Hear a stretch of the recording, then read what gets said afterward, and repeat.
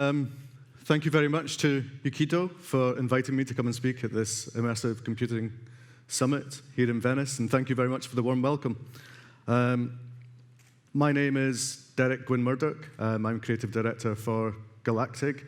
I'm also on the steering group for Gogledd Creadigol, which is a steering group for creative industries in North Wales. And I'm going to talk today a bit about VR as an empathy engine. Background to our company, we're a Welsh company based in Carnarvon, not far from Snowdon, passionate about creating great digital content in English and in Welsh. The Welsh part's quite important. In Gwynedd, where we're based, 75% of the population speaks Welsh. My wife is first language Welsh speaker, and many of my friends and family are first language Welsh speaking, so creating bilingual content is extremely important.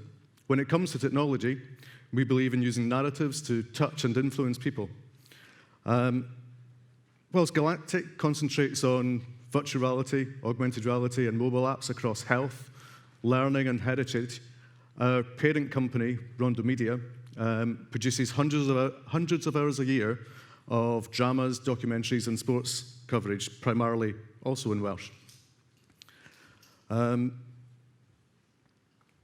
So I'll play you a short demonstration of our Dementia, well, the promo for our Dementia First Hand VR experience.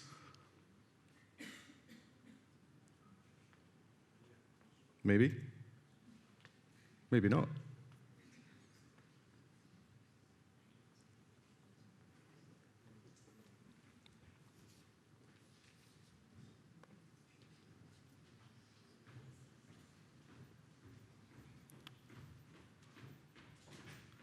Well, that's extremely frustrating if we don't have video working.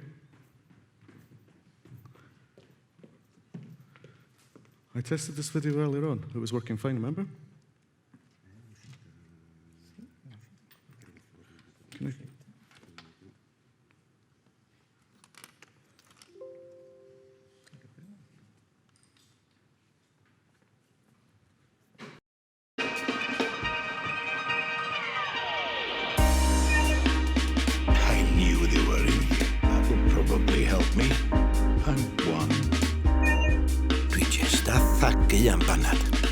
Mi roedd ŵr yn y teitl. Yn y fowlan fyddai'n cadw goriadau car. Na, dydyn nhw ddim yn fanna. You okay, Mum? Hold on, Mum.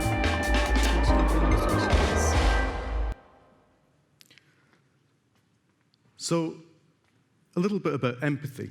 This is a Wikipedia definition of empathy.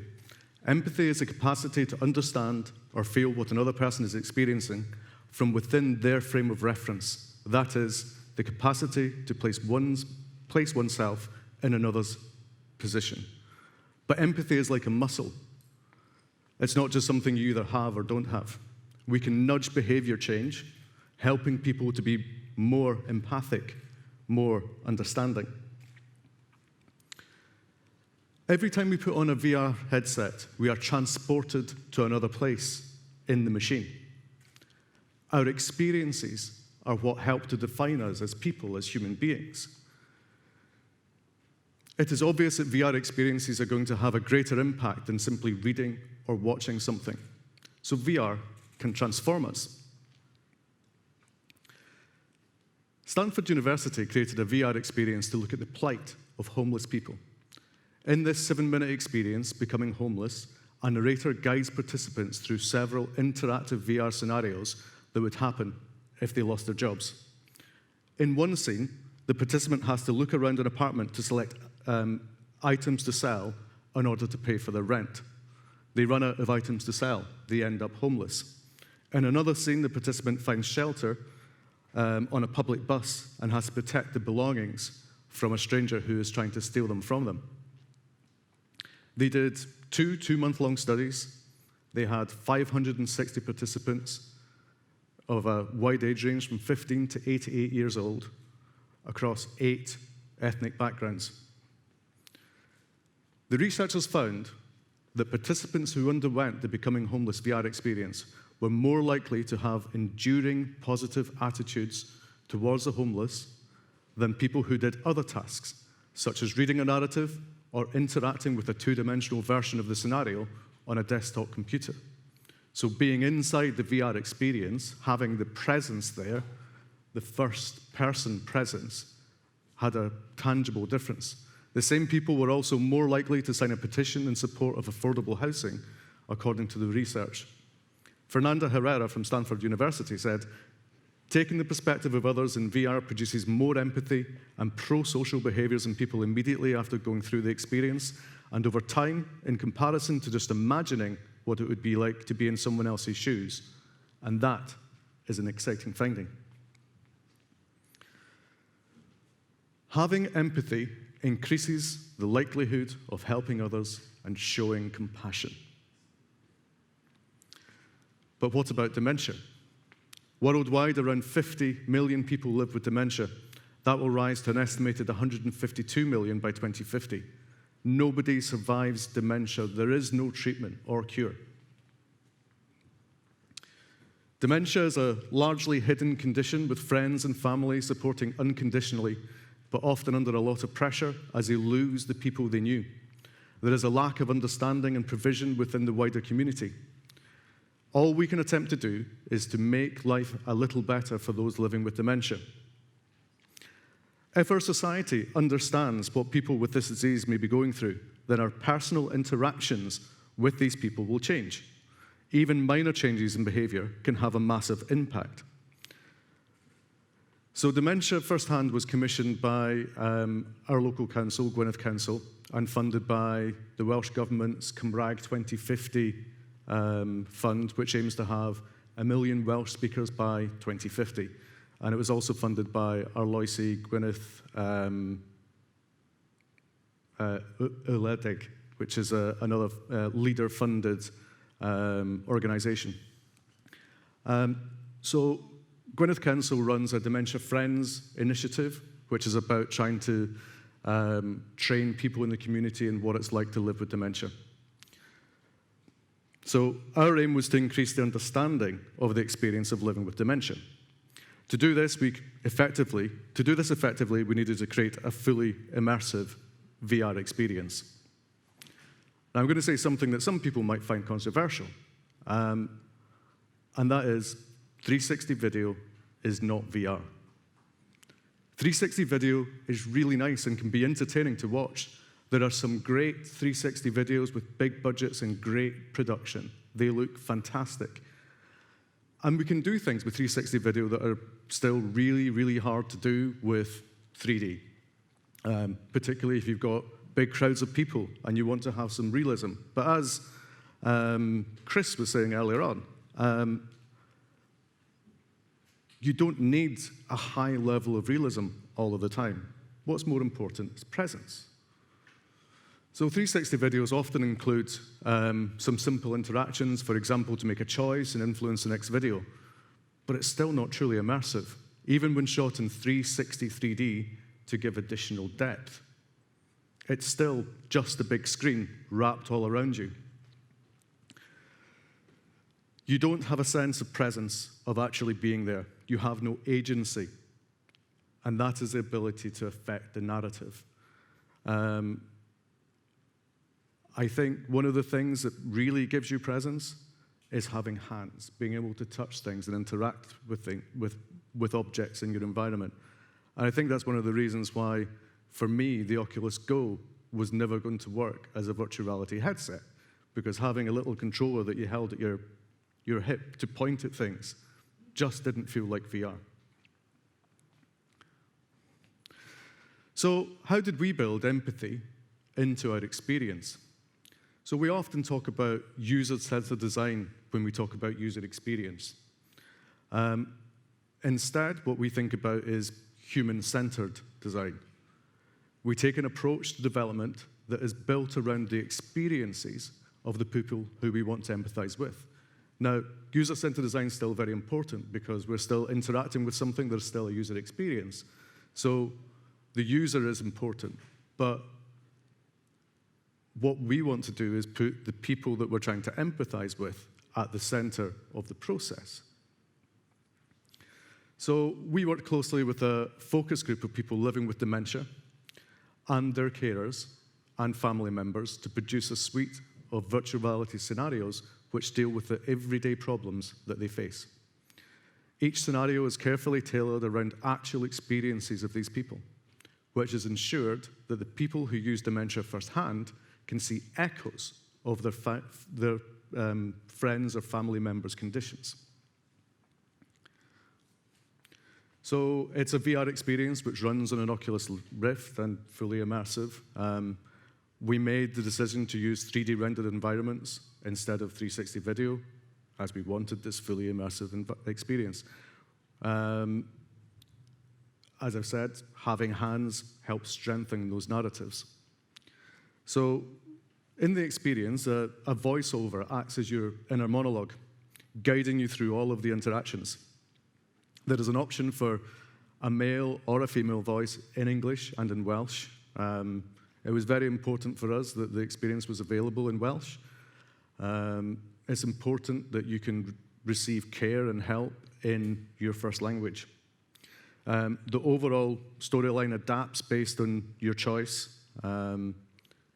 So if you've selected a male voice because you're male, then it'll talk about you having a wife, and if you have selected a female voice, it'll talk about your husband. And that just helps ground you in that experience, again, giving you more presence. Each of the 4 scenarios can be played in isolation, which is useful in group situations where you have a large number of people using the equipment. One of the main use cases for this is in Dementia Friends focus groups and workshops. So there may be 10, 15, 20 people. And as a jumping off point to talk about the effects of living with dementia, this becomes a very powerful tool.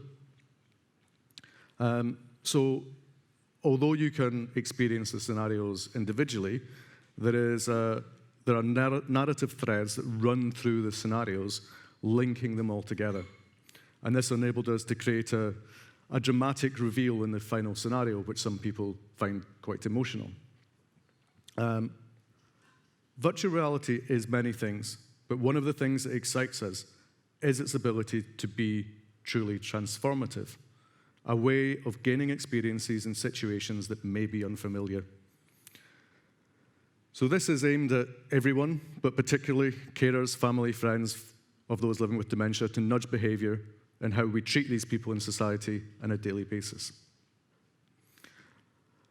I'm going to show you just a couple of the scenarios so you get an idea of the narrative and hopefully how people with dementia live. Now, obviously, a 2D video of a VR experience that's fully immersive isn't really going to work, but you get the idea.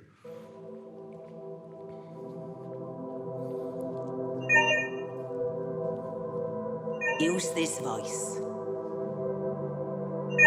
I'm gasping for a cup of tea.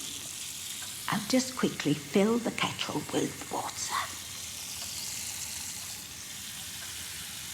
The kettle is just there. I feel a bit funny today, if I'm honest. I'm sure this tea will make me feel better. Here we go. I'll just pop this kettle on the hob. It won't be long now. I can see the steam. What's that noise? Who's put the kettle on the hob? That's very dangerous. It wasn't me, was it? But how am I going to make a cup of tea now? So that scenario is based on real-life experiences of carers of people living with dementia, where they have set alight kettles that are in their homes because they look like old-fashioned kettles, or because they think they're supposed to be put in the hob. When we were demonstrating this around Wales, a number of people said, "Oh, my gran did that. My grandfather did that." So setting fires to kettle is remarkably common for people living with dementia. And this idea of going back to the past and having visual and auditory hallucinations is also a factor of living with dementia.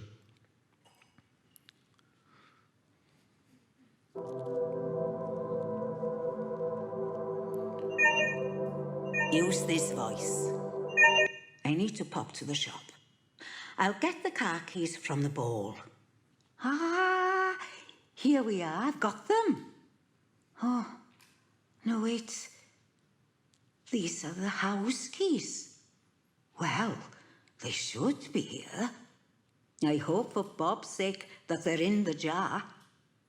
No, they're not here. Please, let them be hiding under the newspaper. Oh, they're not here either. Bob! Oh, I've told him 1,000 times to leave my car keys alone. Well, they must be under this hat. No? There's only one more place to look, in the drawer. What does this note say? Is this for me? But how am I meant to go shopping without a car? Bob? This is probably Sian calling again. She worries about me all the time these days for some reason. Hello? Hi, Mum, it's me, Sian. I was just calling to make sure you're okay. Did you eat the lunch I left on the counter for you? Can't hear her. What is she saying? Who's talking to me? I don't understand what's going on. Who's there? It's Sian, Mum. Oh, my dearest Sian. Why are you calling me from school? It's nearly 3 o'clock. Mum, I'm not in. I'm I'm at work, do you remember? I'm 36 years old. I'm leaving the house now, sweetheart. I'll see you at the school gates, okay? Are you there? Mum, answer me. Oh, dear, what's happening to me? I need to go to Sian.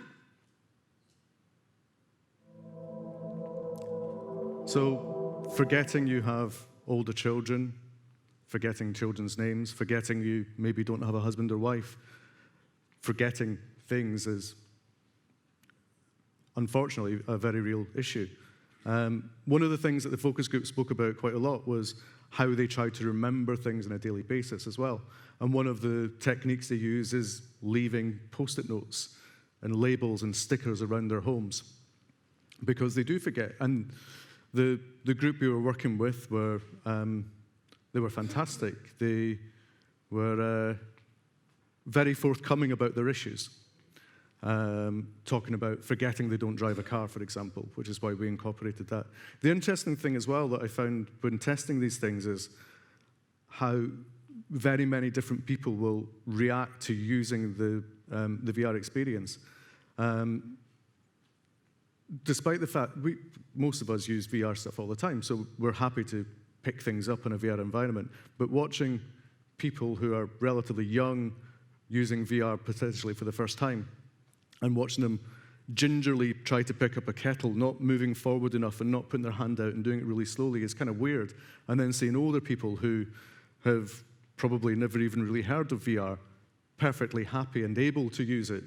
There was one old gentleman who was using it who was trying on the hat in VR. Obviously, it was falling straight through his head because he wasn't there, but he was interested in really kind of enjoying playing with the technology at the same time as going through this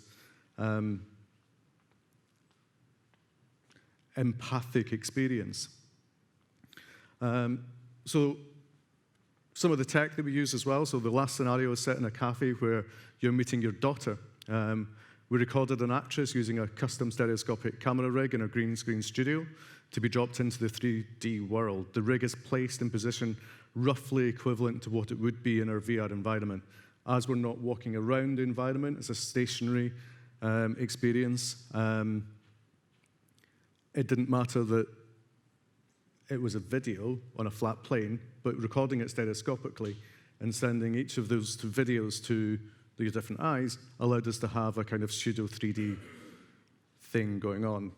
Recording like this was important to ensure that the end result was more believable than just a flat video recorded on a single camera or a 3D model.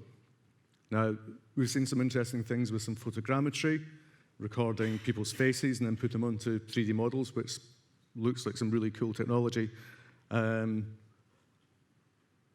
We can think about potentially just using 3D models instead, but I think having real live people brings an extra dimension to the experience as well.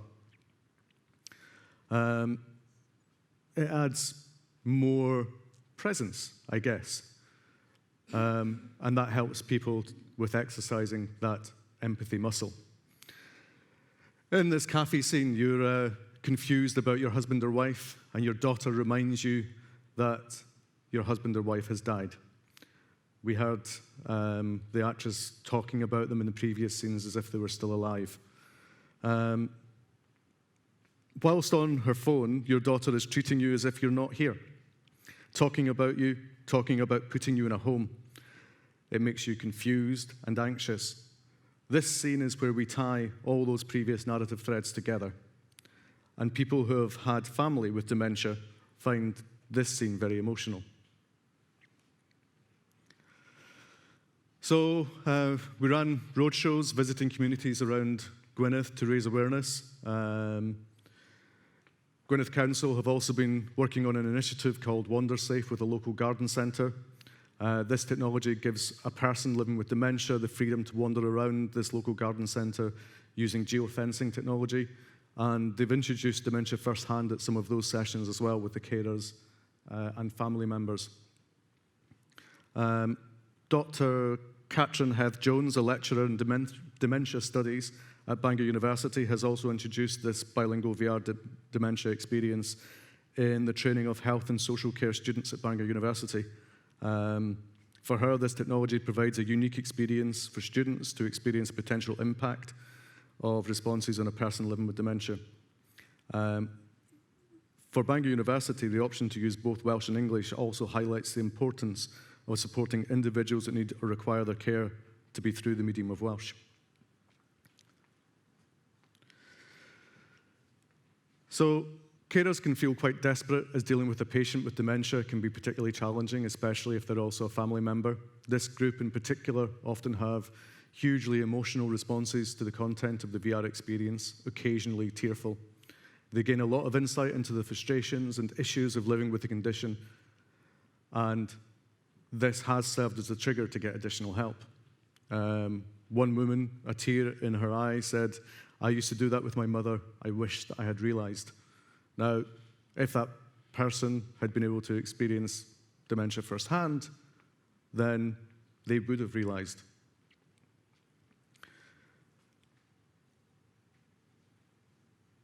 Using the experience within a Dementia Friend session also acts as a powerful jumping-off point. Dementia First Hand emotionally engages with people. We have demonstrated the transformative power of VR and its ability to engender empathy through experiencing events from another person's perspective. By influencing how you interact with another person through using a VR experience, you can improve that other person's life. So what's next? Dementia First Hand has initially been released for free on Oculus Rift, as this was the most suitable hardware to use at the time. However, Oculus Quest, I believe, is a game-changing piece of technology and will be setting a new standard for the industry. Graphically, it's not as powerful. I don't think that matters. If you're having a really immersive experience and you have that sense of presence, then the fact that the graphics aren't quite as good, it won't really matter. So after versioning for the Quest, we're going to be seeking funding to explore placing an Oculus Quest headset with this training tool in every care home in the UK. We believe that as a training tool for staff, this VR experience will give them an insight into the residents that is otherwise impossible. We're also in talks to secure funding to develop additional scenarios, particularly around hospitals and inside care homes. We've also had some international interests from USA and Canada. A Canadian care home that deals with patients who are primarily Mandarin and Cantonese are also interested in versioning the experience into those languages as well.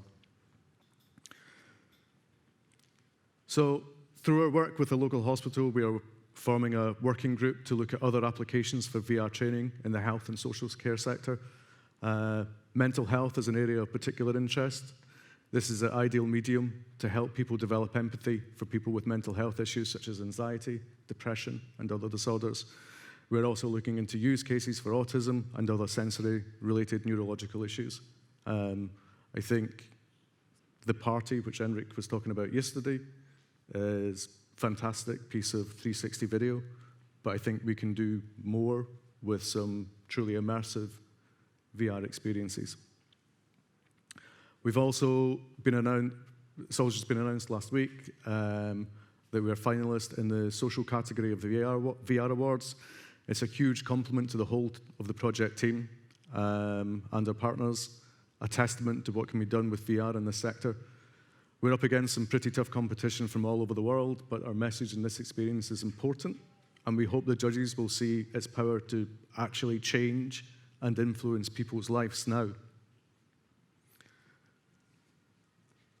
And that's me.